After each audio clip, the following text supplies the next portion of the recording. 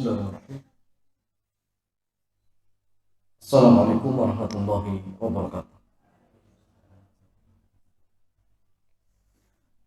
Alhamdulilladzi arsala rasulahu bil huda wa dinil haqq liyudhhirahu 'ala dini kulli.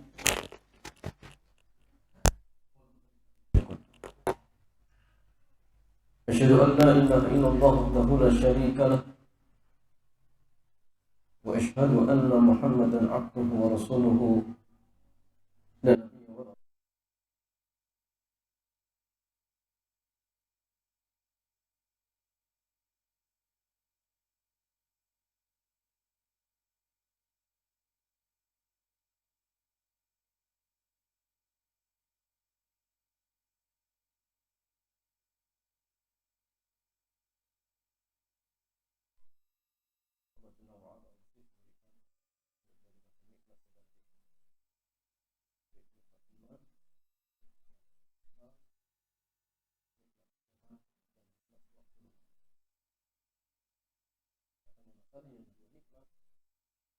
yang banyak dilakukan oleh manusia adalah nikmat sehat dan nikmat keturunan. Nikmatan yang makmulun fihi katsirun min nas nasihatu wal haq. Dua nikmat yang banyak dilakukan oleh manusia adalah nikmat sehat dan nikmat keturunan. Makanya maksudnya nikmatan kita untuk memperbanyak amal ibadah di dunia ini adalah tempat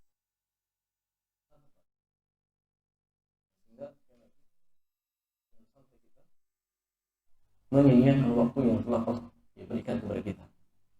Maka manfaatkan sebaik mungkin. Doa baca masalnya untuk memperbanyak amal ibadah, di antaranya dengan talabul ilmi. Ya jamaah sekalian, kita masih pada kitab Halal Haram Bisnis Online karya Al-Ustaz Aminul Bait Hafizahullah Jalla wa Ala. Dan di sore hari ini jamaah kita akan masuk pembahasan seputar CPI, Customer Acquisition atau Customer Action. Mungkin arah kita juga baru dengar, tapi tidak masalah. Sebab al-ilmu min qaul wal amal, ilmu terlebih dahulu sebelum berucap dan beramal. Ya jamaah sekalian, CPI atau TP, Title Acquisition, adalah mekanisme penentuan pembayaran iklan secara online, di mana orang yang memasang iklan harus membayar untuk akuisisi tertentu. Misalnya, iklan bayar jika ada penjualan atau setiap ada yang mengklik atau ada yang ikut melakukan submit dan sebagainya. Ada banyak sekali model mekanisme pembayaran iklan di dunia online. Intinya adalah penyedia layanan iklan akan dibayar jika orang yang iklan mendapatkan konsumen atau klien dari iklan yang dia pasang. Bagaimana maksudnya? CPI ataupun PPI, takyiful fikih, pendekatan fikihnya itu masuk dalam transaksi seperti apa? Dan ini yang akan dijelaskan oleh penulis kita. Jika kita perhatikan, skema transaksi di atas adalah akad jualah. Sudah kita bahas ya tentang jualah. Jualah itu termasuk jual beli jasa. Cuma jasanya masalahnya akan dibayar ketika ada konsumen yang menggunakan jasa yang kita pakai. Ini jualah. Tidak dibayar dari masalahnya waktu ya. Tidak. Tapi kalau ada yang memanfaatkan jasa kita baru dibayar. Dan ini yang sering dibahasakan oleh para ulama dengan istilah sayembara, dengan jual. Di mana penyedia jasa dibayar ketika dia berhasil mendapatkan konsumen, dan jual jasa dengan akad jualah dibolehkan selama semua terukur.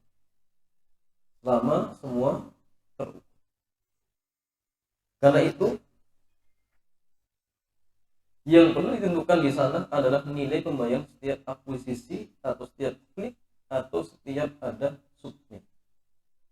Jika ini tidak ditentukan, maka ada ketidakjelasan atau boros dari sisi harga dan itu dilarang. Karena jangan sekali lagi di antara sah dan tidaknya jual beli jasa itu di antara salah satunya harganya harus jelas. Harganya harus jelas. Kalau misalkan harganya tidak jelas, maka ini termasuk hukum. Atau misalkan jual beli jasa batasannya nggak jelas juga, maka ini juga sama, termasuk boros. Kita sewakan rumah ini sampai kamu mati misalkan. Nggak jelas siapa yang tahu ajal kita nyaman. Ini sesuatu yang baik. Sehingga kalau misalkan menentukan ajalnya dalam artian baik, atau sesuatu yang tidak diketahui atau harganya juga sama majhul, maka ketika itu jual beli jasanya tidak sah. Nah, sehingga penting ditentukan. Anak punya rumah, silakan antum ya sewa, terserah. Atau misalkan silakan mau pakai, waktunya tidak dijelaskan ya, maka ini kan boleh. Kenapa? Karena menjadikan jual belinya atau jual beli jasanya tidak sah. Kenapa ya? Karena akan berpotensi sengketa. Awalnya mungkin dia katakan silakan antum pakai saja, ternyata tiba-tiba dibatalkan. Dia juga ya, istilahnya berhujah, saya kan tidak menentukan batasannya. Akhirnya yang nyewa juga, lah kamu kan mengatakan kepada saya silakan pakai, istilahnya pakai saja silakan. Nah, ternyata tidak masalahnya ya, tidak ada kesepakatan batasnya, sehingga terjadi jamaah sengketa di antara ya, penjual ataupun pembeli jasa tersebut, sehingga tidak dibolehkan dalam syariat yang mulia ini. Jadi Imam Ad-Dasuki dalam hasiyahnya, ini fikih Malikiyah, beliau mengatakan la budda min kauni thamani wal muthman ma'lumaini lil ba'i wal mushtari wa illa fasadal bai'. Jadi harga dan barang harus jelas diketahui oleh penjual dan pembeli. Jika tidak, maka transaksinya batal. Jika tidak, maka transaksinya batal. Al-Imam Muhammad bin Shalih Al-Utsaimin beliau mengatakan jahalatut taman tuaddi ila butlahil bai'. Kenapa? Li'anna min syurutil bai' al-'ilmu bits-tsaman. Ketidakjelasan harga akan menyebabkan batalnya transaksi jual beli. Kenapa? Karena karena hal ini merupakan bagian dari syarat jual beli, yaitu diketahui harga. Jadi kalau harganya tidak diketahui, maka tidak sah praktek jual beli tersebut. Nah, sehingga penting diketahui, itu penting. Terutama masalah ketika ini terjadi akad ingin bayar, maka penjual harus menyampaikan dan pembeli harus tahu. Karena kalau misalkan ternyata ketika mau dibayar kok dia nggak cocok, itu sudah batalkan. Karena ketika masih di majlis akad, di situ ada hak khiyar majlis. Jadi walaupun misalkan ketika dia ambil barang ya, ternyata misalkan dia tahu harganya, tapi ketika dia ingin bayar kemudian tahu harganya, maka di situ jamaah dia punya hak untuk membatalkan atau melanjutkan akad ya jual beli tersebut. Ya, termasuk misalkan jual beli jasa. Awalnya misalkan dia nggak tahu harganya berapa, ketika ingin nyewa ternyata dikabarkan, Pak ini sebulan ya, sewanya misalkan 1 juta. Nah, ternyata dia nggak cocok, ya sudah batalkan, jangan lanjutkan, selesai. Tapi kalau misalkan setelah dia tahu harganya kemudian dilanjutkan, ya berarti di situ ada saling ridho. Nah, kalau misalkan setelah tahu harganya dan dia tetap melanjutkan, berarti transaksinya sah, tidak masalah. Kemudian masalah yang keberhasilan iklan harus tetap dijaga. Kebersihan iklan harus tetap dijaga. Persyaratan kebersihan materi iklan harus tetap diperhatikan. Tidak boleh ada iklan yang berisi maksiat atau yang mengarah kepada ajakan maksiat. Karena tidak boleh tolong menolong dalam dosa dan maksiat. Dan sudah kita bahas ya, bahwa di antara salah satunya transaksi jual beli jasa, yang pertama jasanya mubah. Yang kedua tidak menolong praktek kemaksiatan. Yang pertama, kalau misalkan jasanya haram, ya udah jelas. Seperti jual jasa apa? Paranormal, di pasar, menyediakan jasa santet. Yang ingin nyantet silakan datang. Ini sudah jelas haram. Kenapa? Karena jasanya haram. Tapi kalau jasanya mubah, boleh. Tetapi dilihat lagi, apakah jasa yang mubah ini digunakan untuk membantu praktek kemaksiatan atau tidak?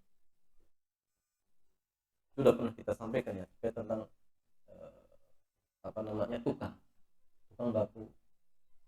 Kalau misalkan dia diminta untuk membangun apa, lokalisasi misalkan, atau kantor bank ribawi, maka boleh tidak jamaah? Nggak boleh. Walaupun hukum asalnya jasa bangunan itu boleh, tapi ketika digunakan untuk membantu praktek maksiat, maka tatkala itu tidak dibolehkan. Kenapa? Karena Allah berfirman, wala ta'awanu 'alal itsmi wal 'udwan. Janganlah kalian di dalam perbuatan dosa dan permusuhan. Itu nggak boleh. Anda menjual pisau, boleh. Tapi kalau misalkan ada yang beli, dikatakan, Pak, saya ingin beli pisau yang paling tajam. Karena saya lagi emosi. Saya ingin bunuh tangga saya. Tadi ya, silakan saya pilihkan pisau yang paling tajam. Kali itu bos langsung putus. Maka ini nggak boleh ya masanya. Kenapa? Karena dia dianggap membantu praktek kemaksiatan. Ya. Jadi kalau misalkan jasanya mubah, kemudian tidak menolong praktek kemaksiatan, maka boleh, tidak masalah. Di samping yang masalahnya tadi ya, harga, kemudian jasanya jelas seperti itu. Kemudian masalah bagaimana dengan bisnis afiliasi? Kita lihat.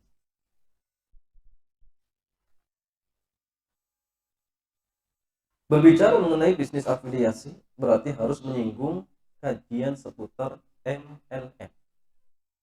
Mengingat prinsip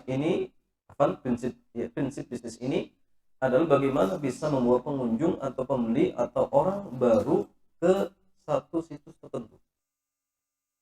Mirip seperti konsep MLM, member get member. Dan selanjutnya dia berhak mendapatkan fee atas keberhasilannya. Agar Anda tahu di mana letak permasalahan bisnis afiliasi, kami ajak Anda untuk melihat lebih dekat horor dalam skema MLM. Kata beliau, ketika multi level marketing semakin semarak, banyak ulama mempermasalahkan. Karena sebagian besar MLM hanya menitik beratkan untuk bisa mendapatkan member baru atau downline. Sementara untuk produk bukan termasuk objek akad yang signifikan. Jadi hanya sekedar spekulasi ya. Yang menjadi tujuan itu bukan barang. Bahkan mungkin barangnya di rumah masih banyak. Tapi karena dia ngejar bonus ya, akhirnya tetap dia beli misalkan. Karena itulah dalam MLM yang menerapkan sistem ini, member yang bisa mendatangkan banyak downline meskipun sedikit membeli produk dinilai lebih produktif dibandingkan member yang banyak membeli produk namun tidak memiliki downline. Ukuran produktivitas downline tidak diukur dari banyaknya belanja produk, tapi dari kemauan dia bisa menarik downline. Di antara bukti paling nyata bahwa produk bukan tujuan utama dalam sistem ini, andai ada orang yang membeli produk namun tidak ada peluang fee untuk mendapatkan downline, masyarakat tidak akan tertarik karena tidak sebanding antara harga dengan manfaat produk yang dibeli. Dalam kajian fikih muamalah maliyah terdapat satu kaidah, al-qusudu fil 'uqud mu'tabarah. Niat dalam akad itu diperhitungkan.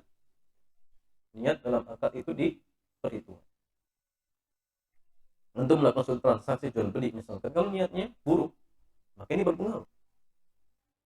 Itu belum tadi ya. Jual beli jasa kalau niatnya untuk membantu praktek kemaksiatan, ini juga berpengaruh terhadap sah dan tidaknya akad jual beli tersebut.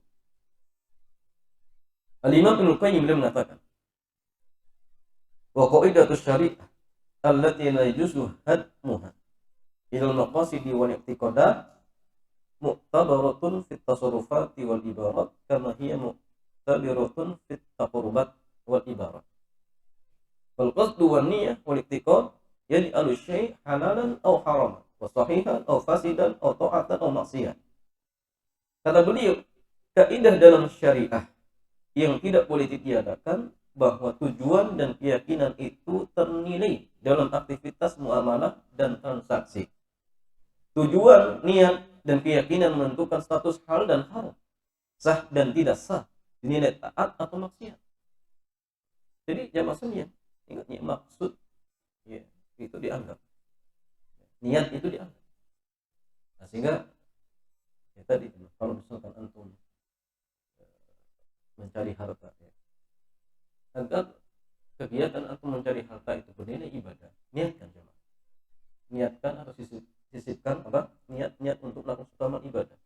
Contoh misalkan antum ngoyok ya kerjanya, saya punya niat ya Allah, anak ingin punya harta yang banyak agar anak bisa haji, bisa menghajikan orang tua, bisa menghajikan kerabat. Maka jamaah sekalian, ketika antum ngoyok cari harta ini terpuji. Tapi kalau antum ngoyok tujuannya apa? Biar dapat rumah baru, mobil baru, sawah baru misalkan. Kalau ini saja niatnya, itu terus. Dan khawatir kita termasuk kubu dunia. Dan ini menjadi sebab apa jamaah semua ya. Umat Islam itu lemah. Ya, makanya masalahnya sekali lagi sisipkan niat-niat ibadah seperti itu agar aktivitas kita mencari harta menjadi mulia. Itu penting. Bagaimana masalahnya? Bagaimana? Hafal bagian ini perlu kita catat bahwa hukum suatu akad dipengaruhi oleh tujuan dan maksud pelaku akad. Al-Majma' al-Fiqh al-Islami, lembaga resmi kajian fikih di bawah Rabithah Alam Islamiyah, dalam muktamarnya yang diselenggarakan di Sudan, Rabiul Akhir tahun 1424 Hijriah, pernah mengeluarkan keputusan mengenai sistem MLM yang pernah diterapkan oleh PT Bisnas, sebuah perusahaan yang menerapkan sistem MLM dalam pemasaran di Uni Emirat. Sebelum berfatwa mereka menyebutkan pertimbangan. Awalan, innal muntajid fi syirkiyati taswiq asy-syarki laysa maqsudan lil mustarikin. Innamal maqsud al-awwal wad-dafi'ul mubashir lil-ishtiraki wad-dakhlu atau dakhalu alladhi yahsulu alaihi al-mushtarik min khilali hadha nizam. Kama anna maqsud asy-syirkah huwa bina'u syabkatin min al-afrad bi syaklin mutawaliyah hindisiyah asasuha ithnan. Tattasi'u qa'idatuha fi syakli haramin. Sahibul haqq fihi huwa qimatul haramin alladhi tatakawwan tahtahu thalatha tabaqat wa tadkhulu fi qa'idatul haram majmu'u umlat alladhina fawqahu. Pertama kata mereka produk yang terdapat pada perusahaan MLM bukan tujuan utama bagi member. Namun yang menjadi tujuan dan motivasi utama bergantung dalam sistem MLM. Apa motivasi utama bergabung dalam sistem MLM adalah fee yang didapatkan member ketika dia bergabung dengan MLM. Jadi motivasinya itu sama saja fee, bukan barang. Nah tadi barangnya mungkin terkadang dia masih ada dan dia nggak butuh. Cuma karena ingin dapat bonus sama sekalian, akhirnya tetap dia beli. Ya, jadi dari sini saja maksudnya kita mengerti bahwasanya barang itu hanya akal-akal, hanya spekulasi. Dan inilah jamaah kenapa MLM tidak dibolehkan. Sebagaimana tujuan utama perusahaan MLM adalah membangun jaringan dari banyak orang dengan skema beruntun, sehingga bagian dasar terus meluas hingga berbentuk piramid. Orang yang paling beruntung adalah yang berada di atas piramid, yang di bawahnya tersusun 3 level. Sementara mereka yang di bawah atau tunnel harus membayar kepada orang yang ada di atasnya. Nah ini terjadi. Ini itu.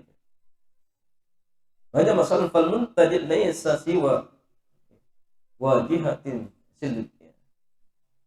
sil'iyah maqbula litubna 'alaiha tarkhis al-qanuni haythu tamna aktsaru qawanin dual alam barnamij tasalsul al-haram alladhi yadfa'u fihi al-mustari rusuman li mujarrad indimam lil barnamij duna tawassutin aw sina'atin yatimu tadawuluha. Jadi produk hanyalah kamuflase ya, agar bisa diterima untuk mendapatkan legalitas secara undang-undang. Mengingat banyak undang-undang di berbagai negara di dunia yang melarang sistem MLM, yang mengharuskan member untuk membayar ketika pendaftaran tanpa ada fasilitas dan produk yang bisa digunakan. Jadi untuk kali agar disahkan oleh undang-undang dan tidak dalam artian ini ilegal ya. Nah sehingga dia pura-pura jual produk, padahal produk ini masalah ini bukan tujuan utama ya. Terkadang barang itu ya mungkin di tempat lain juga ada, kadang harganya lebih murah, tapi di situ ternyata dijual mahal dan dirinya ternyata nggak butuh ya. Tapi dia bergabung tujuannya apa? Dapat fee. Kemudian masalah yang kedua, innal mushtari la yumkinu an yuhaqqiq dakhalan illa idza takawwanat tahtahu thalatha tabaqat wa innal mustawiyat الثلاثة الأخيرة في البناء الهرمي دائما مخاطرة مؤردة للخسارة لأنه تدفع عملات قيمة الهرم على أمل أن تتبوأ هي القمة ولكن لا يمكنها ذلك إلا باستقطاب أعضاء جدد ليكونوا مستويات دنيا تحتهم فتكون المستويات الجديدة هي المعرضة للخسارة وهكذا. Kedua member tidak akan bisa mendapat fee kecuali jika dia memiliki 3 downline di bawahnya. Sehingga 3 tingkat yang paling bawah dalam sistem piramida akan selalu berspekulasi, berhadapan dengan resiko rugi, karena dia harus membayar komisi kepada yang di atasnya dengan harapan dia akan menduduki posisi atas. Namun itu tidak mungkin kecuali dengan menarik member-member baru ya untuk menjadi downline dia. Selanjutnya downline-nya yang akan menghadapi resiko rugi. Terus seperti itu aja. Kalau dia dapat ya tadi ya anak buah atau konsumen, nanti yang kemungkinan dia dapat rugi di bawah. Jadi semakin banyak yang diajak, maka di atas semakin untung. Jadi maksudnya dalam syarikat itu nggak ada orang mendapatkan bagian tanpa kerja. Bayangkan di atas itu santai-santai, tiba-tiba dapat bagian dari orang yang berserikat, memakan harta dengan cara haram. Nah itu nggak boleh coba. Dalam syirkah ya, syariat itu nggak ada orang mendapatkan bagian keuntungan tanpa kerja. Di atas itu aja masuk ya, karena ya tadi ya sudah banyak downline-nya, dia nggak kerja, tidak menawarkan barang, tidak itu, tiba-tiba dia dapat bagian dari orang yang belanja barang. Dari mana dia aja masuknya? Dalam sistem syirkah itu aja masuk ada mudharabah. Di situ aja masalahnya semua bekerja. Kalaupun dia tidak bekerja maka dia pemodal misalkan. Nah ini nggak ada. Pemodal juga bukan. Kemudian pengelola juga bukan. Kok tiba-tiba dapat bagian? Nah ini jemaah. Di antara setelahnya, kenapa sistem MLM terlarang? Dia melakukan syirkah, ya bukan syirkah. Nah ini nggak boleh jemaah. Itu boleh ada masalahnya tadi ya, ada spekulasi. Ya. Itu boleh ada masalah yang ya, mungkin juga ada boror ya. Ada boror masalah. Jadi banyak pelanggarannya. Kemudian masalahnya, kemudian di samping fatwa majma' di atas ada juga fatwa dari Syekh Dr. Sami Ibrahim As-Suwaili, pimpinan pusat penelitian dan pengembangan ya, untuk masalah syariah di Bank Ar-Rajhi. Dia memberikan keterangan cukup panjang seputar bisnis MLM. Di antara yang beliau sampaikan, innal baramij al-qa'imah ala tasalsul al-harami wa minha al-barnamij al-madhkur fi su'al mubayyinatun ala aqli al-mali bil batil wa tagdir bil akharin li'anna hadha tasalsul la yumkinu an yastamirra bila nihayatin fa idza tawaqqafa kanat natijatu ribhal aqaliyah ala hisabi khasratin al-aktariyah. Sistem pemasaran dengan konsep jaringan berjenjang piramid termasuk sistem yang disebutkan dalam pertanyaan. Itu dibangun di atas prinsip makan harta orang lain dengan cara batil dan menipu orang lain. Karena sistem berjenjang ini tidak mungkin akan berkembang terus tanpa ujung. Ketika dia sudah berhenti, maka yang terjadi ada pihak minoritas yang diuntungkan di atas kerugian mayoritas. Jadi ya jelas memakan harta dengan cara batil. Kemudian itu juga dia dapat bagian atau syirkah, tetapi itu bukan syirkah. Ini masalah. Lalu beliau melanjutkan, kama anna mantiqu taswiq al-harami yu'tamadu ala awaidu fahisha di tabaqat al-ulya ala hisabi tabaqati dunya min al-harami. Kata beliau, dalam sistem pemasaran piramid bersandar pada prinsip ada keuntungan yang kembali kepada upline bersamaan dengan risiko kerugian downline. Downline akan selalu dirugikan. Andai pun sistem ini tidak pernah mengalami saturasi, dalam sistem ini keberadaan produk tidak signifikan. Namun dia hanya diikutkan dalam kamuflase yang terlarang. Nah, sehingga masalah yang dari fatwa Majma' al-Fiqh al-Islami, dari fatwa Dr. Sami Aswaini, dapat kita simpulkan latar belakang mengapa MLM dipermasalahkan. Yang pertama, member yang hendak bergabung harus membayar senilai tertentu. Harus dia bayar. Tanpa dia bayar nggak bisa. Kemudian setelah dia bayar, motivasi dia masalah dapat apa? Dapat bonus. Dan kita kembali ke hukum. Kalau misalnya masalah kita mengeluarkan biaya, kemudian berharap mendapatkan bonus untung-untungan. Kalau dapat atau nggak dapat misalkan, ini bisa juga masuk judi masalah. Tapi kalau misalkan dia bayar, kira-kira masalah pasti dapat untung tidak? Pasti tidak. Belum tentu Belum tentu dia dapat ketika dia masuk, belum tentu dia dapat online. Belum tentu Kalau dapat, ya mungkin dia untung. Tapi kalau nggak dapat, tadi dia rugi. Nah, ini dia seperti judi. Yang kedua, dana yang disetorkan member tidak semuanya untuk membeli produk, tapi agar bisa bergabung dalam sistem MLM. Tujuan terbesar member bergabung adalah untuk mendapat fee ketika berhasil mendapatkan downline. Yang keempat, untuk bisa mendapatkan downline tidak bisa dipastikan karena ini peluang pasar. Nah, jadi menjual peluang. Akan membeli peluang. Nah, ini jelas untung-untungan. Sama seperti judi. Yang kelima, setiap member yang berada di bawah akan menghadapi risiko rugi jika tidak bisa mendapatkan member yang baru. Yang keenam, sistem piramid berjenjang akan mengalami saturasi atau kejenuhan sehingga tidak lagi berkembang, sehingga pada puncaknya downline yang jumlah lebih banyak akan mengalami kerugian, sementara offline mendapat keuntungan. Sehingga masih dalam akad muawadhah atau komersil, agar tidak terjadi gharar harus memenuhi rumus keseimbangan reward yang dibayarkan atau muawad yang diterima. Apa yang kita bayarkan harus seimbang dengan apa yang kita terima. Ketika yang kita bayarkan jelas, maka yang kita terima juga harus jelas. Jika dalam transaksi yang kita bayarkan jelas, sementara yang kita terima tidak jelas, ada peluang terjadi dan tidak, maka hukumnya gharar.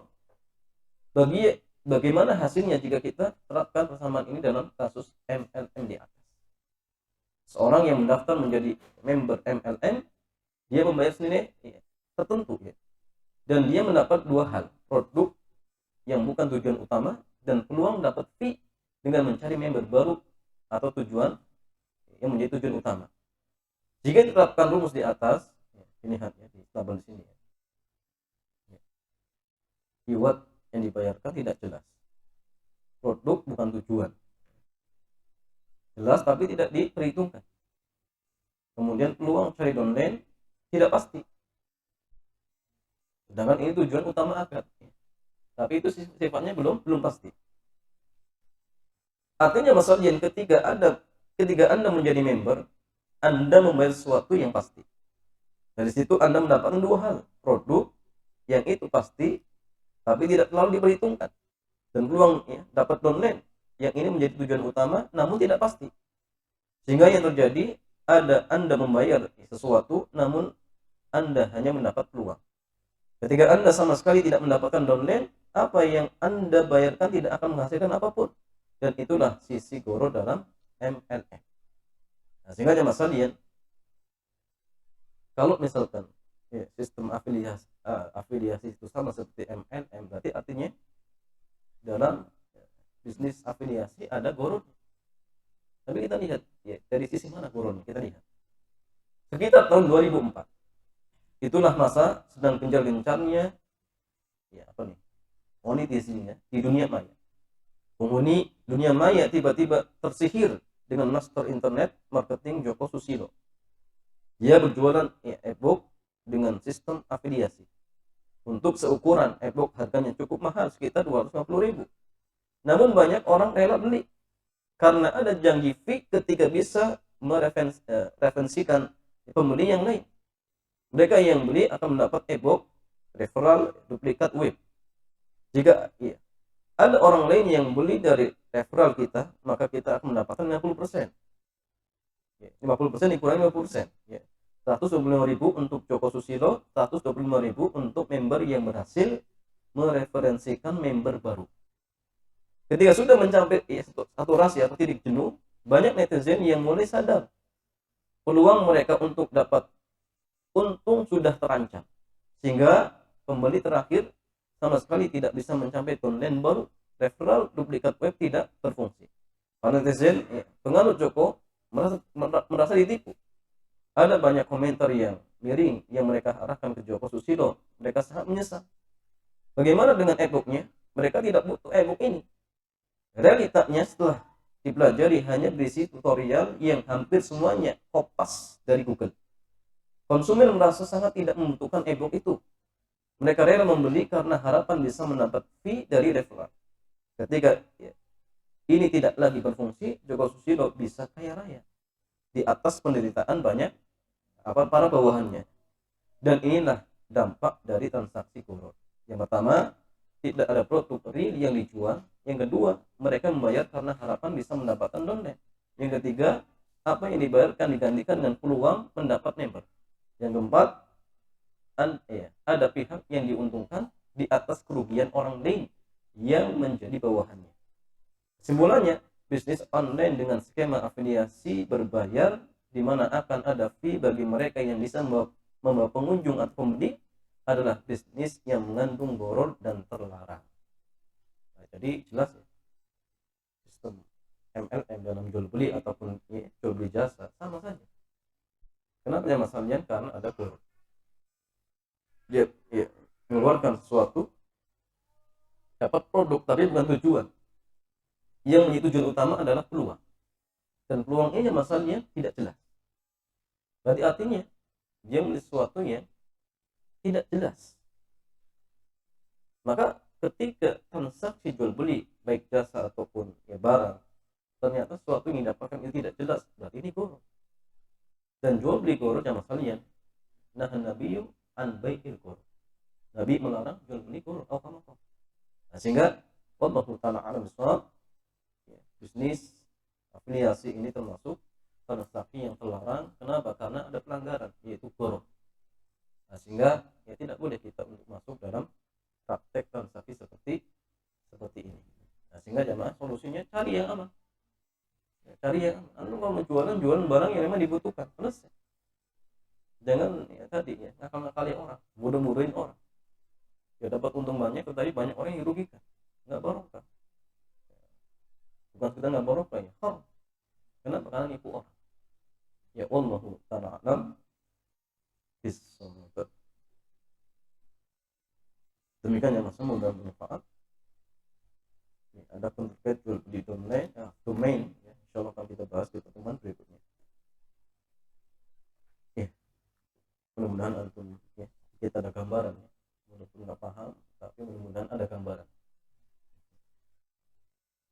setidaknya misalnya ketika Anda bertanya ada jawaban. Apa bisnis MLM? Haram. Apa alasannya? Wallahu a'lam. Alasannya goro ya, selesai. Anda sampaikan goro nggak jelas. Selesai. Ya.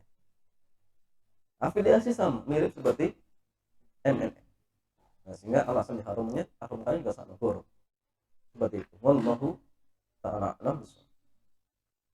Demikian ya Mas Aljan, mudah-mudahan bermanfaat. Selanjutnya kita buka tanya. Dipersilakan. Alhamdulillah kita masuk ke sini tanya jawab tentang para jemaah ikhwan dan akhwat yang ingin bertanya untuk tema bisa bebas dan berkaitan dengan tema topik hari ini. Untuk jamaah akhwat dan ikhwan bisa langsung ditanyakan atau ada yang ditulis dari akhwat dan bisa ditulis seperti kami bacakan. Untuk silakan.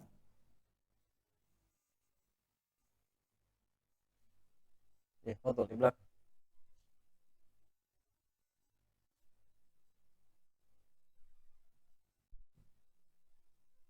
Assalamualaikum warahmatullahi wabarakatuh. Waalaikumsalam warahmatullahi wabarakatuh. Bagaimana jika MLM langsung produknya itu laku? Produknya laku. Nah, apakah tetap logik karena skemanya itu? ya. Ya Mas Aljan, bagaimana kalau MLM produknya itu laku? Produknya laku dan memang itu menjadi tujuan utama. Ada orang misalkan masuk sistem MLM tapi dia memang butuh barangnya. Adapun fee-nya itu dia tidak mau ambil jamaah. Fee Anda nggak butuh. Pokoknya Anda butuh barangnya. Karena tidak ada yang jual kecuali sistemnya itu saja. Katanya masalahnya boleh tidak? Dia itu memang benar butuh barangnya. Fee-nya nggak dianggap. Dia nggak peduli, anak nggak butuh fee-nya, saya butuh barangnya saja. Boleh tidak jamaah? Jawabannya boleh saja. Cuma antum termasuk orang yang dibohongi. Kalau antum itu dibohongi ya silahkan. Karena dalam MLM jamaah itu barang harganya dinaikkan. Atau mungkin dinaikkan atau dimurahkan ya. Lebih mahal daripada antum beli langsung kepada produsennya. Jadi kalau antum beli itu dibodohin ya silahkan. Kalau anak nggak mau ya, nggak mau ya masalahnya. Tapi kalau misalkan yang menjadi tujuan utama adalah fee-nya, jelas ini gharar, sehingga tidak dibolehkan. Tapi kalau misalkan dia hanya masuk ke situ memang ingin beli barangnya, maka insya Allah jual belinya sah. Cuma ya tadi antum termasuk orang yang dibodoh-bodohin seperti itu. Wallahu a'lam.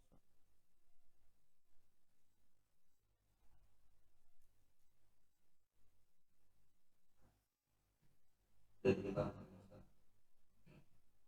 sekarang mau bertanya terkait derajat berikut ini. Rasulullah SAW telah bersabda, barang siapa memuliakan dari bagianku, maka kelak akan mendapatkan syafaatku dari kiamat. Dan barang siapa berinfak dengan dalam binatang mulut Nabi, maka sama dengan pada infak gunung emas di jalan Allah Subhanahu wa Ta'ala. Madaris as-suluk syarah ala konsensi halaman 5. Kalau masalahnya ini hadis bukan hadis Nabi. Dan Allah alam, ya ini kalau tidak mau ya doif. Tapi kalau masalahnya ini sepertinya mau palsu. Gak mungkin ya masalahnya seperti itu. Karena di zaman Rasulullah SAW masalahnya pernah tidak Nabi merayakan hari ulang tahun. Gak pernah.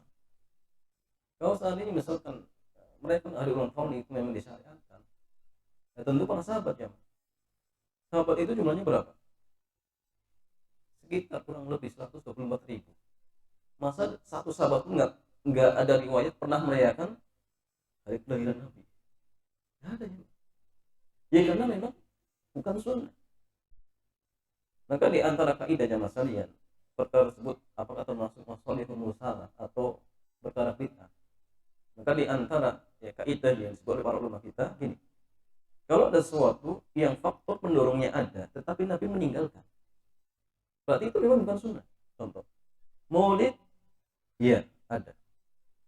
Mungkin tidak Nabi melakukan, mungkin tidak Mungkin ada penghalangnya, nggak ada. Tapi kenapa Nabi tidak melakukan? Ya karena ini bukan sunnah. Bukan sunnah jemaah. Beda kalau masalah musalah. Faktor apa jemaah sekalian? Faktor dalam artian kebutuhan itu ada, tapi pendorongnya ada, tetapi belum ada fasilitasnya. Contoh gini, butuh tidak orang ketika misalkan adzan, butuh tidak suaranya kencang, butuh. Tetapi faktor pendukungnya nggak ada. Mic, pengeras suara belum ditemukan di zaman tersebut jemaah. Seandainya sudah ditemukan, kira-kira dipakai tidak? Dipakai, dipakai jemaah. Maka kalau misalkan sekarang kok adzan pakai pengeras suara, ini babnya masalihul mursalah. Ada pun bid'ahnya masalahnya mungkin melakukan nggak ada penghalang, tapi memang Nabi tidak melakukan. Ada pun tadi jamaah masalah mursalah itu ada penghalangnya, emang belum ditemukan jamaah. Nah sehingga mulut Nabi termasuk sesuatu yang memang tidak disyariatkan oleh Rasulullah Shallallahu Alaihi Wasallam. Dan ini jamaah muncul dari orang-orang yang memang hobi maulid, hobi maulid. Ya, apalagi kitabnya ya tadi ya Baldagi seperti itu. Wallahu ta'ala alam.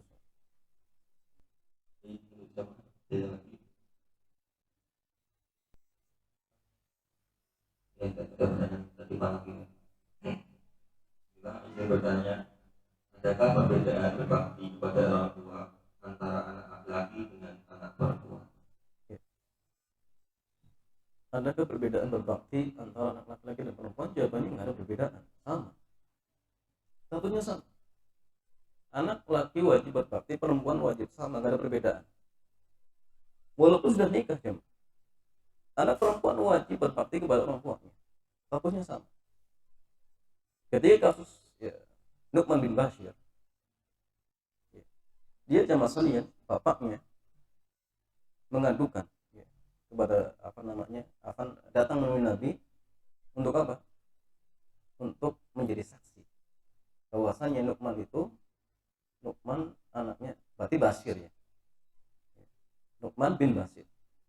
Dia ingin bapaknya mempersaksikan Nabi untuk bapaknya memberikan hadiah kepada Nu'man. Kemudian Nabi bertanya, apakah kau berikan hadiah kepada seluruh anakmu? Kata ayahnya Nu'man, enggak. Kemudian apa yang Nabi lakukan? Ya. Maka beliau dalam sebuah riwayat katakan, cari saksi yang lain, jangan saya. Kemudian Nabi mengatakan, apakah kamu menginginkan anak-anakmu berbakti? Dia katakan, iya. Kalau begitu jangan kau lakukan.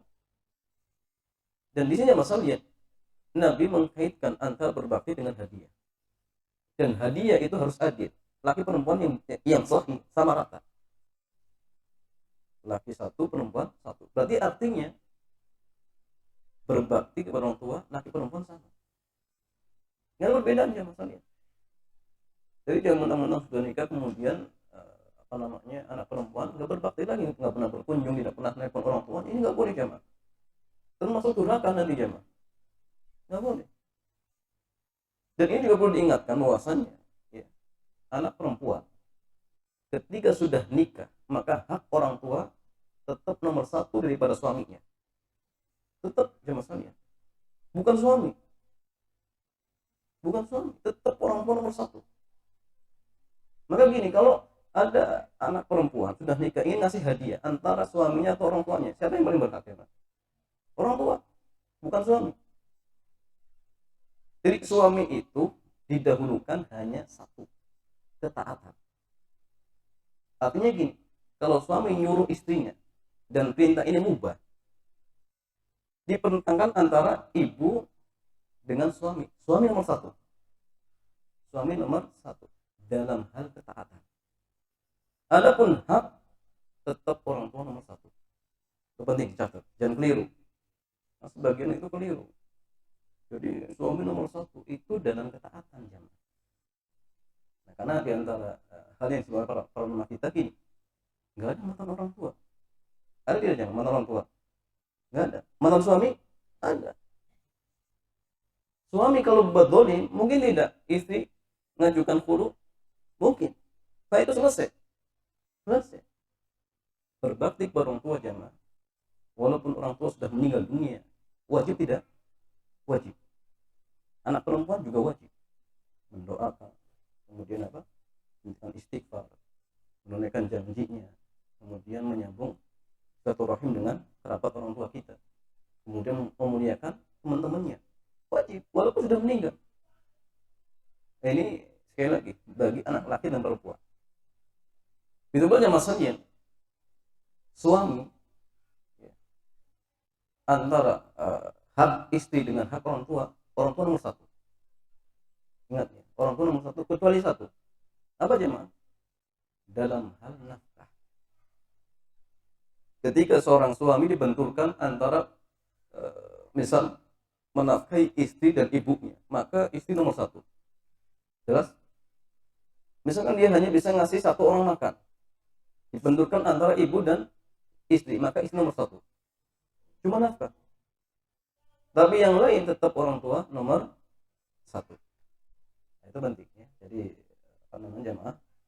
Kita kembali lagi bahwasannya anak perempuan tetap wajib berbakti kepada orang tuanya. Jadi jangan mentang-mentang sudah nikah nggak pernah telepon, tidak pernah berkunjung, nggak boleh. Tetap harus.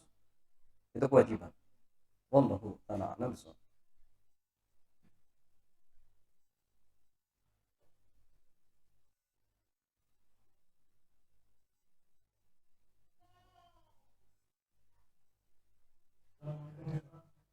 Assalamualaikum.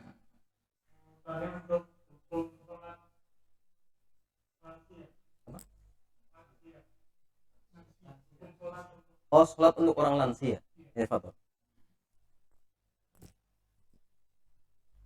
Maksudnya sholat apanya ini? Syaratnya.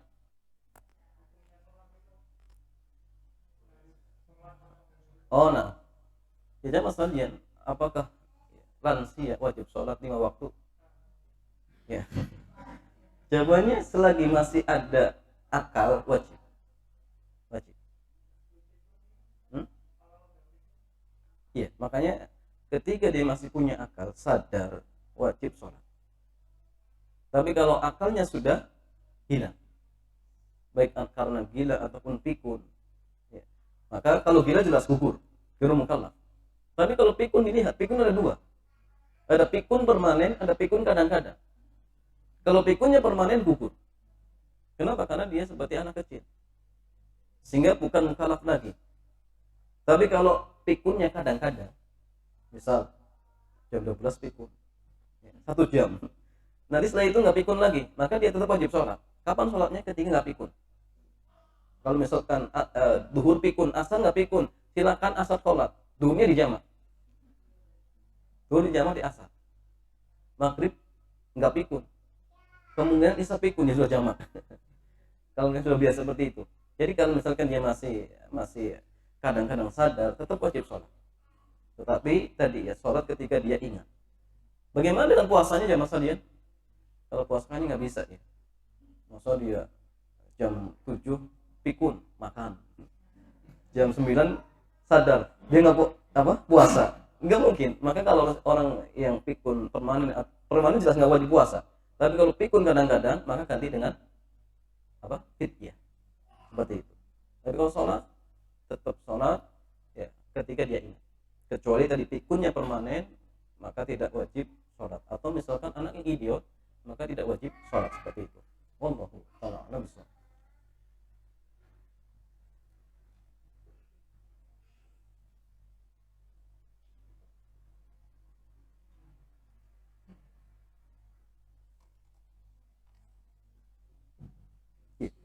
Begini ya mas, saya tambahkan ya terkait sholatnya orang yang lansia.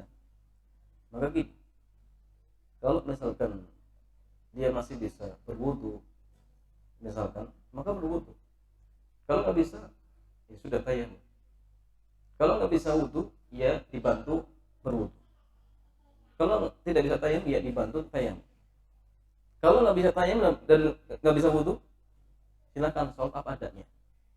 Silakan sholat apa adanya. Kalau contoh misalkan kasusnya ketika keluarganya pada keluar, ya, misalkan jalan-jalan, dia di rumah sendirian, sedangkan sudah nggak bisa bergerak, ya tunggu keluarganya nggak pulang-pulang, hampir masuk maghrib, ternyata belum pulang juga, maka silakan sholat zuhur dijamak di asar. Zuhur kemudian asar tanpa wudu, tanpa tayamum sah. Begitu pula tanpa dibersihkan kotorannya misalkan. Kenapa? Karena sudah nggak mampu. Sehingga ingat, orang tua dalam kondisi apapun kalau dia masih sadar, masih punya akal, wajib sholat. Ingat, sholat sesuai dengan kemampuan. Jadi jangan sampai jamaah ada orang tua di masa mudanya masya Allah sholatnya rajin, ya. Tapi ketika di kematian dengan alasan ya tadi nggak bisa wudhu, nggak bisa membersihkan najis, akhirnya dia tinggalkan sholat. Kalau memang ini kondisinya jamaah, berarti dia meninggal dalam kondisi su'ul khotimah. Dan ini banyak gara-gara sakit sedikit nggak pernah sholat. Padahal ketika sehat rajin. Dan ini juga karena jamaah sekalian faktor anaknya juga jahil. Maka ingatkan bu, nek, kakek misalkan, ingat dalam kondisi apapun jangan sampai tinggalkan sholat. Kalau tidak membantu wudu, tidak membantu tayamum, tidak bisa membersihkan najis, silakan sholat apa adabnya. Sah, sah. Kenapa? La yukallifu nafsan illa wus'aha. Allah sekali lagi tidak membebani seorang kecuali sesuai dengan kemampuan. Maka penting ya, terkhusus ketika ada keluarga yang sakit, ini tetap ingatkan terus agar dia tetap menjaga sholat seperti itu. Wallahu ta'ala alam.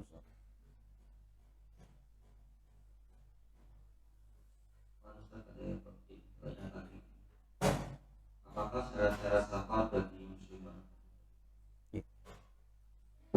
Apakah syarat-syarat safar bagi muslimah? Jawabannya, wanita boleh safar ketika ditemani mahramnya. Dia mengatakan, la yahillu limra'atin an tusafira masirata lailin wa naharin illa ma'adi mahramin laha atau kama qala. Tidak halal seorang perempuan dia melakukan safar kecuali harus ditemani oleh mahram. Ketika berjalan sudah sehari semalam, harusnya. Bahkan sebagian ulama mengatakan bahwasanya larangan safar tanpa mahram ini larangan dzat, sehingga tidak akan dibolehkan kecuali dalam kondisi darurat. Kondisi darurat. Contoh misalkan ada mahasiswi, waktunya libur, dia nggak bisa pulang. Kenapa? Nggak ada mahram.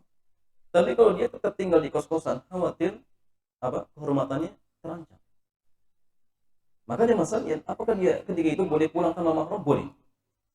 Kenapa? Karena ini sudah darurat. Karena di antara kaidah darurat itu jamaah sekalian kalau sudah membahayakan kehormatan.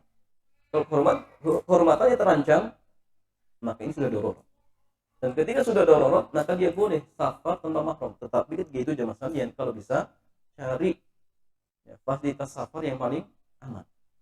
Mungkin pakai pesawat atau mungkin diantarkan ke terminal oleh orang-orang yang amanah misalkan, atau bersama dengan rombongan perempuan. Maka silakan, tidak masalah. Walaupun memang jamaah sebagian ulama yang mengatakan bab larangan safar tanpa mahram itu babnya sad dan li dzari'atin. Sad dan dzari'ah jamaah sekalian itu larangan yang memang karena ada suatu hal, bukan karena zatnya. Contoh jamaah, melihat aurat itu terlarang. Tetapi babnya sad dan li dzari'ah. Agar apa? Agar orang tidak terjatuh dalam perzinahan. Namanya sad dan li dzari'atin. Maka tanpa ulama kita, mafuri masad dan lidari'atin wa qutubiha li hajatin. Sesuatu ini haramkan karena sad dan lidari'ah itu akan dibolehkan ketika ada hajat. Contoh misalkan melihat aurat perempuan, itu memang babnya menutup pintu keburukan.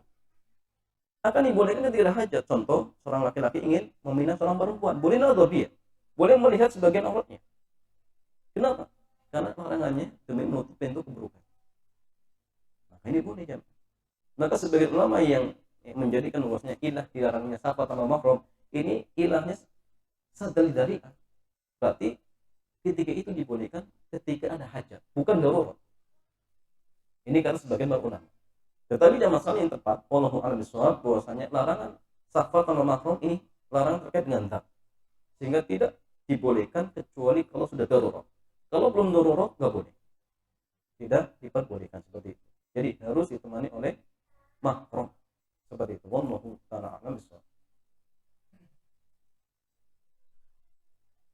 Bagaimana hukum memakai fasilitas perusahaan berupa tunjangan kesehatan keluarga yang disediakan oleh perusahaan? Misal ketika istri melahirkan dan kembali melalui operasi sesar, tunjangan tersebut diberikan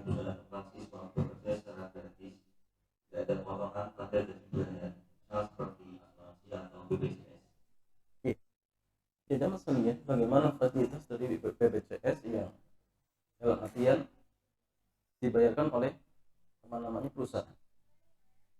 Apakah jamaah ketika itu boleh kita memanfaatkan fasilitas tersebut? Jawabannya gini, bahwasanya BPJS itu ada 3 jamaah. Ada yang PBI ya, peserta bebas iuran.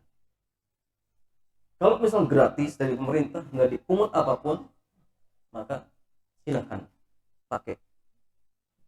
Boleh kan ya jamaah sekalian menggunakan fasilitas yang mungkin Masya Allah biayanya sangat mahal, boleh, karena memang gratis. Dan ini murni hadiah, murni hadiah. Tapi jamaah sekalian ada BPJS yang non PBI. Ini ada 2 macam. Yang pertama jamaah sekalian dibayarkan oleh perusahaan. Artinya apa? Bayar, tetapi yang bayar perusahaan. Jadi bukan gratis dari pemerintah, tapi dibayarkan. Maka jamaah kalau misalkan artian kita nggak bisa menghindar, karena memang sudah otomatis ya kita didaftarkan oleh perusahaan. Maka jelas yang seperti ini kita nggak berdosa. Cuma masalahnya jamaah, bolehkah ketika misalkan orang tersebut kena musibah kemudian mengklaim dan ternyata jamaah biaya untuk berobat melebihi premi yang pernah disetorkan oleh perusahaan, boleh tidak? Boleh tidak jamaah? Jawabannya dilihat siapa dirinya. Kalau dia orang fakir miskin boleh. Orang dia fakir miskin maka boleh, silakan dia manfaatkan ya, fasilitas BPJS walaupun melebihi premi yang dibayar oleh perusahaan. Tapi kalau dia orang yang berkecukupan, orang mampu, maka tidak boleh dimanfaatkan fasilitas BPJS kecuali sebatas premi yang pernah dibayarkan oleh perusahaan. Tapi Anda nggak tahu, ya sudah tanya perusahaan setiap bulan itu yang disetorkan untuk BPJS berapa jumlahnya. Kalau misalkan taruhlah di situ ada di struknya misalkan setiap bulan itu 200, ya sudah kali ini sudah berapa tahun. Kalau misalkan sudah setahun ya 200 kali 12, berarti hak kita itu cuma itu, dan tidak boleh kita mengambil lebih. Kenapa? Kalau kita mengambil lebih, Fudullah bin Ubaid mengatakan kullu bin jarum manfaatan fa riba. Setiap utang piutang yang menarik manfaat itu riba. Itu nggak boleh, karena dia orang mampu. Dan jamaah sekalian, kalau Allah memberikan kemampuan kepada kita, maka ingat kita bersyukur. Jangan mengambil hal seperti itu. Tanpa BPJS pun kita mampu. Cuma kalau tadi mungkin karena sudah sistem seperti itu, ya sudah silakan. Boleh diklaim sesuai dengan premi yang disetorkan. Ini yang ketiga jamaah sekalian, yang mandiri. Mandiri itu jamaah kita daftar sendiri. Makanya jamaah sekalian boleh tidak? Jawabannya dilihat. Kalau belum ada kewajiban dari pemerintah, jangan ikut. Tapi kalau sudah diwajibkan, ya sudah ikut. Cuma nanti kalau antum ikut terpaksa, karena kalau tidak punya BPJS, kalau antum berpanjang SIM, kemudian ingin ngurus tanah dan ini dan itu dipersulit misalkan, berarti ini sudah darurat. Sorry, ya mungkin. Atau mungkin sudah diwajibkan. Silakan, ada masalah ikut. Cuma tadi kalau antum orang yang mampu, sekali lagi, tidak boleh antum mengklaim kecuali sesuai dengan premi yang disetorkan. Tapi kalau antum fakir miskin, silakan ambil, tidak masalah. Sesuai kebutuhan ketika antum berobat, tidak masalah. Pertanyaan masalahnya, orang dikatakan fakir miskin itu seperti apa? Fakir miskin itu jamaah gini. Fakir itu lebih parah daripada miskin. Jadi miskin itu jamaah orang yang punya pendapatan lebih dari setengah kebutuhan, tapi nggak cukup. Contoh misalkan ada seseorang gajinya sebulan 15 juta, anaknya 5, semua kuliah, biayanya berapa? Sebulan 20 juta, biaya untuk kuliahnya 20 juta misalkan, untuk makan masih kurang, berarti dia miskin. Gaji 15 juta tapi dia miskin. Boleh kan dia mengklaim lebih dari sesuai dengan kebutuhan ketika berobat? Boleh, nggak masalah. Jadi ingat ya, miskin dan tidak itu diukur sesuai dengan kebutuhan, bukan gaji. Belum tentu orang gaji 20 juta kemudian dikatakan dia kaya, belum tentu. Dilihat kebutuhannya itu melebihi gajinya atau tidak. Makanya masalahnya mungkin saja orang punya perahu tetap ternyata miskin, mungkin. Jadi yang dilihat adalah pendapatan, sehingga setiap orang itu berbeda beda seperti itu. Ya, kalau antum merasa miskin silakan, tapi kalau antum merasa kaya ya kalau bisa jangan gunakan BPJS kecuali sesuai dengan premi yang pernah disetorkan seperti itu. Wallahu ta'ala alam bisawab. Oke.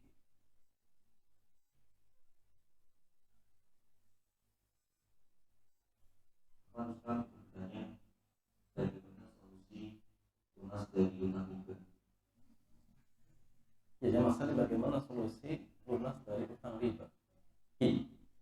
Kalau ada seorang sudah terlanjur utang riba, pertama tobat, itu wajib dan dosa besar. Kalau dia nggak bertobat ya masalah yang Allah dan meninggal dalam kondisi melakukan dosa besar. Pertama bertobat. Yang kedua harus segera apa? Dilunasi. Dan di antara satu tobat itu dia tinggalkan perbuatan masa tersebut.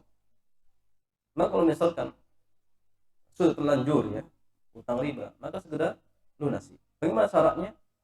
Kalau dia punya aset, jual aset. Setelah itu lunasi. Kalau nggak punya aset ya sudah, antum mencari utangkan ke orang lain dengan sistem tidak riba, kemudian digunakan untuk membayar. Kalau misalnya masalahnya aset nggak punya, ngutang orang lain juga nggak punya, dan solusi yang bisa antum ambil hanya sekedar mencicil.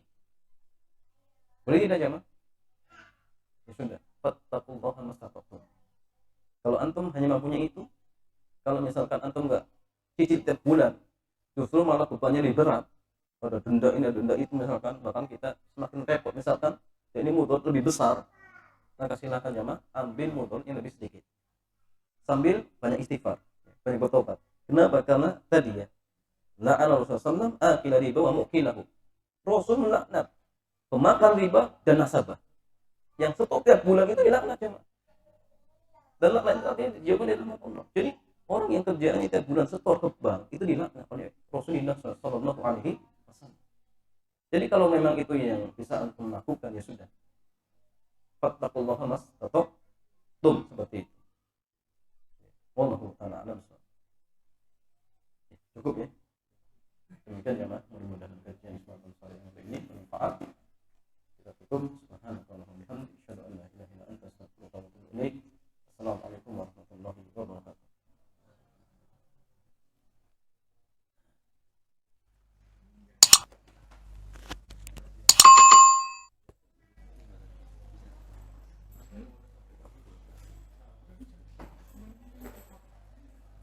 Mas Jabri